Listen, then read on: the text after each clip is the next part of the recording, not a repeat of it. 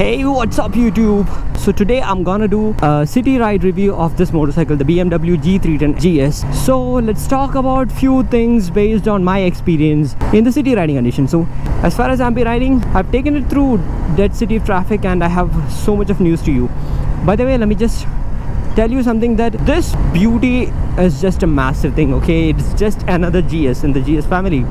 I thought it's going to be a scaled down version, a resolution like that, and you just scale it off in Photoshop. I thought in that way, but definitely this is not like that. This is so huge, man. If you keep this in the parking lot, I could bet you that you could see this motorcycle from anywhere.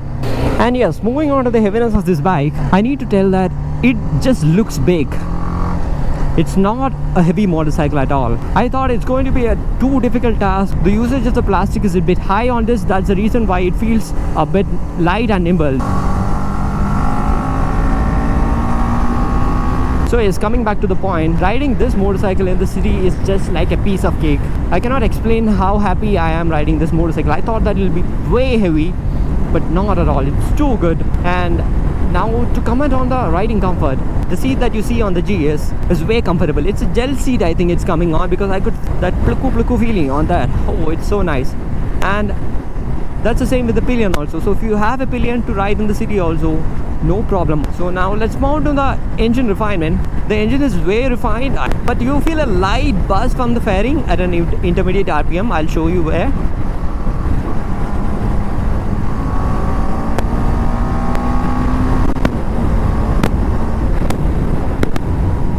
But you need to hit these kind of a straight road or an empty patch of road to see all these kind of a slide vibe. It's just an observation. And to talk about the power delivery, I have a surprise for you guys again. The first 1 and 2 gears are not so much freaking powerful, even though this is the same engine that we saw on the Apache RR310. The RR310 has a bit more punchy on the low end, and the problem is when you have bumper to bumper traffic, it's not a good thing, because you leave the clutch, the bike will start jumping off and you need to use the brake.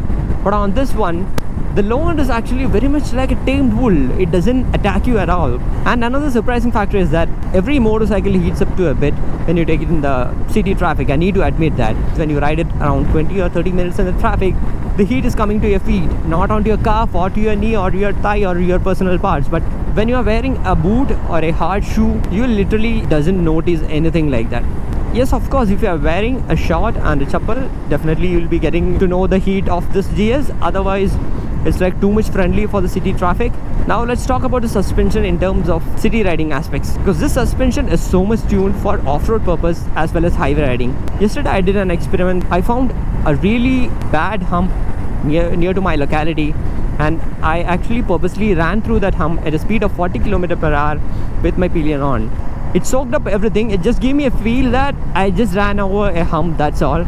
The rear suspension actually gave me a feel that nothing has happened. So in that sense, the suspension is too good. If you have really bad roads in your place, when you hit a bad patch of road, this is going to be a master on it. And another thing which comes on to the picture when you ride this motorcycle in city, which is the mileage. I was getting somewhere around 25 to 30 in the city. I'm not sure about this value. You could go and check my mileage test, because by then I would have, and all tabulated and all those things are there in the mileage review. And always I'll say that don't buy these kind of motorcycles for the sake of mileage. And one another place you take a pinch is the service cost of this motorcycle, because it's cost you around 6,000 to 8,000 per service, and that happens once in 10,000 kilometers. I agree to the fact that yes, this is an expensive motorcycle to maintain, and that too on road Bangalore you are getting it for 4.7, I guess 4.7 lakhs. And in terms of vibrations, I need to tell that there are no vibrations from the engine side, but this plastic vibrates a little bit in the mid RPMs. Don't get me wrong again, what I need to tell that the vibrations are very small. I was just keenly looking onto the vibrations and I got to know that yes, there are some vibrations, and I feel, surprisingly I feel, this motorcycle is a little bit refined than the BMW G310R. I don't know why, this is my personal feel on it. Whether the chassis or the suspension is making it feel much more comfortable, I don't know, but I find it in that way.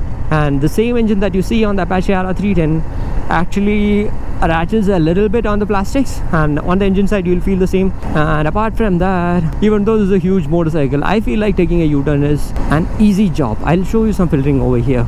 And to talk about the rider's triangle, it's like pretty much comfortable. The only one thing which I personally feel like having more is like somewhat like a taller handlebar, like something over here. Why it makes good is because whenever you go for off-road also, and when you stand on the foot pegs, you'll have a better reach to the handlebar. Need to say that this has got a good road presence, in the sense it looks beefy. That's one thing. Second thing is the mid to high RPM sounds crazy, man. The low end RPM is like I didn't like it, but mid to high end RPM is so sweet. Okay, I forgot to mention about the gearbox and the clutch feel. So that's something majorly you need when you want to shift a lot. So as I told you, you don't need to shift a lot on this motorcycle when you're taking it on the city. But I felt like it has a taller gearing in the 1, 2, 3 area. The clutch feel is average. It's not tight and it's not so plushy also. And the gearbox, I need to tell that it's a slightly clunky. I don't know why I'm feeling it now. And this is pretty much a new motorcycle. It's just around 6,000 kilometers ran, so I feel like yes, the gearbox is like that. To talk about the build quality, I don't have any more words to explain, because this is truly a BMW. Now, who need to buy this motorcycle from a city riding point of view? If you're just looking for a city motorcycle alone, I'm sorry to say this is not the choice for you guys. The thing is, because you won't be using the potential of this motorcycle unless you hit a long patch of highway road or a long patch of off-road. Until then, you won't be using the potential of this motorcycle. So otherwise, you could go for the BMW G310R, which is much more friendly to city, and it's shit, the dog just freaked me out. Or you could go for the BMW G310R. It's not a tall motorcycle, so I'm just making a move from here. So see you in my highway review and my off-road review, so go and check it out. And also look into the playlist that have been made for the BMW GS310. You will be finding more information on that. As always, show some love in the form of likes and comments. See you in the next video. Goodbye.